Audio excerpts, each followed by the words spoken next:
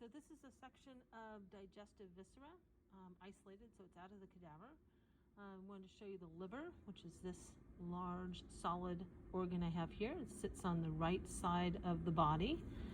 So this is the right liver lobe. I have my gallbladder that sits directly underneath the right liver lobe attached to it. I can see here the break between the right and left liver lobes. And so here's my left liver lobe, and creating that break would be my falciform ligament, which I can see right here. There's the falciform ligament, and in that anterior inferior edge of it, that's the round ligament, which is a vestige of one of the fetal veins, okay, umbilical veins. All right, so if I look at my gallbladder, I can see the gallbladder, which contains, it's a storage structure for bile, which is made by the liver and stored in the gallbladder. I can see the cystic duct, which is this little guy right here. The cystic duct is going to drain the gallbladder, and it's going to release bile into what's called the common bile duct, which is this one. And the common bile duct is going to drain bile directly into the first segment of the small intestines, which is called the duodenum. Duodenum is about 10 inches, or meaning 12 fingers. And it looks like the letter C. Okay, so there's the duodenum. I can also come back up, and here's my stomach. Right, the stomach is this nice J-shaped organ. So in this case, I can see a little bit better the entire shape of the stomach. So this is where the esophagus comes in. So here's the esophagus coming in. When it meets the stomach, we refer to this area of the stomach as the cardia. The portion above where the esophagus comes in, that's going to be the fundus. The majority of the stomach is the body. And then it gets really, really thick right here.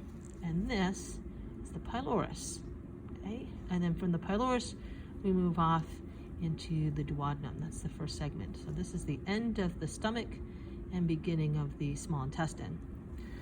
This outside inferior lateral edge, that's the greater curvature of the stomach. This inside medial curvature is the lesser curvature of the stomach. And although we don't have it anymore, this would have been where the greater omentum would have been attaching on this outside edge here. And then we actually have a lesser omentum that would have been attached at this location. If I look just underneath my stomach, I'm going to see the pancreas. So this is the pancreas right here. So there's a large pancreas. Zoom in on it without getting in the light. There you go. Now you see it's kind of lobulated. Right? It's very large. So this is the head of it over here sitting in the duodenum. It kind of comes across. This is the body and the tail. And the tail is pointing right at my spleen, which is right here. So there's the spleen. Okay. If I come back up to my bile structures, I wanted to look one more time at my bile structures. And what we can see right here is actually quite nicely. This is, I like to think of it as kind of like a Y. You can see this would be the common bile duct here. This is the cystic duct here. And this is what we call the common hepatic duct. So the common hepatic duct is actually going to drain both right and left liver lobes.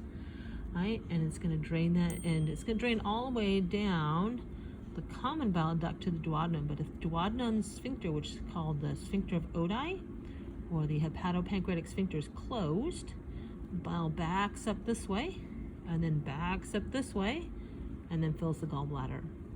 So we have, again, the cystic duct, the common bile duct right here, it's common, and then we have the common hepatic duct, which is right here.